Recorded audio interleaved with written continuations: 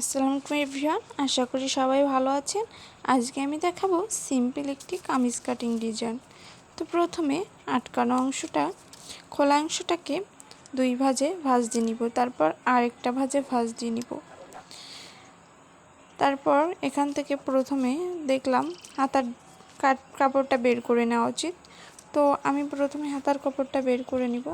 এজন্য 10 ইঞ্চি করে নিচ্ছি। যেহেতু আমার হাতাটা একটু মোটা নিব, এজন্য আমি 10 ইঞ্চি করে নিচ্ছি।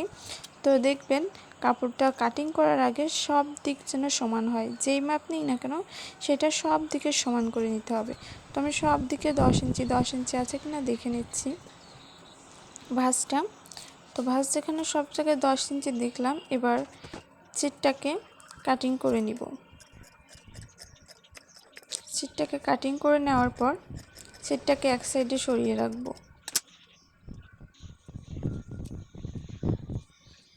এবার সুন্দরভাবে চিটটাকে আবার পূর্বের মতো করে ভাঁজ দিয়ে নিব। নেওয়ার পর আমার বডি যেহেতু 34, 36, 38 ইঞ্চির মধ্যে, এবং যাদের বডি এরকম তারা উপরের দিকে 12 ইঞ্চি ধরতে পারে। তো উপরের দিকে সুন্দরভাবে একটা ভাঁজ দিয়ে নিব, সব জায়গায় সমান করে, যাতে কোথাও কম বেশি এরকম না থাকে। তো উপরের দিকে আমি সুন্দরভাবে ভাঁজ দিয়ে নিয়েছি। তো নেওয়ার পরে এখান থেকে গলা 5 ইঞ্চি নিয়ে নেব, গলার লম্বা 5 ইঞ্চি নিয়ে নেব। 2.5 ইঞ্চিতে একটা দাগ দিয়ে নিচের দিকে 5 ইঞ্চি নিয়ে নিব। উপরের দিকে 2.5 ইঞ্চি, নিচের দিকে 5 ইঞ্চি, তারপর 6 ইঞ্চি, নিচের দিকে 6 ইঞ্চি, সব দিকে 6 ইঞ্চি নিব। নেওয়ার পরে এবার বডির মাপ নেওয়ার পালা। তো বডি যেহেতু আমার যেটা সেটা 4 ভাগের 1 ভাগ নিব। 4 ভাগের 1 ভাগ নেওয়ার পরে আমি হাইটটা নিব। তো হাইটটা লম্বা আছে আমার 14 ইঞ্চি, এখানে 7-এ আমার মাঝ বরাবর আসবে। তো 7-এ এই জায়গায় 4 ভাগের 1 ভাগ নিয়ে নেব, মাঝ বরাবর যেটা আসে। তারপরে কোমরের এই জায়গায় 4 ভাগের 1 ভাগ নিয়ে নেব। নেওয়ার পরে এবার আমরা সুন্দরভাবে নিচের দিকে রাউন্ড করে দিব। সুন্দর দিকে রাউন্ড করে দেওয়ার পর এবার সুন্দর করে দাগ দিয়ে মিলিয়ে নেব।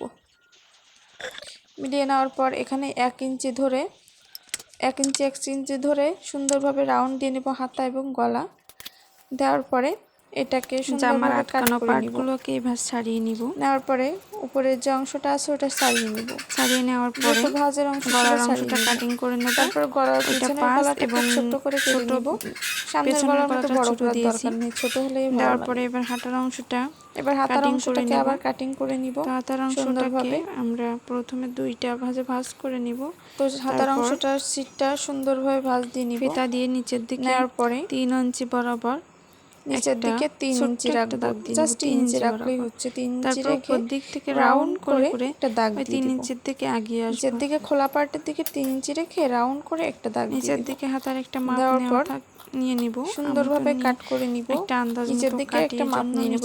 নিচের দিকে আমি অনেকটা ঘের রাখতে চাচ্ছি, এখান থেকে একটা রাউন্ড দিয়ে নিচের দিকে আমি কোনো মাপ নিলাম না। যেহেতু আমি লং হাতা দিচ্ছি, এবার সেহেতু নিচের দিকে একটা আন্দাজ মতো মাপ নিলেই হয়। যেহেতু আমি এখান থেকে একটু রাউন্ড দিয়ে প্রতিনিয়ত বানাতে অভ্যস্ত, সেহেতু রাউন্ড করে একটা দাগ দিয়ে দিলাম। কাটিং করে দেওয়ার পরে এটা কাট করে নিব।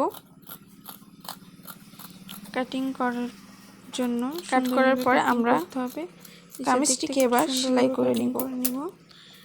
এরপর কামিজটিকে নিজের মতো করে সুন্দরভাবে সেলাই করে নেব। কামিজটির সেলাই পার্ট পরে ভিডিওতে আছে।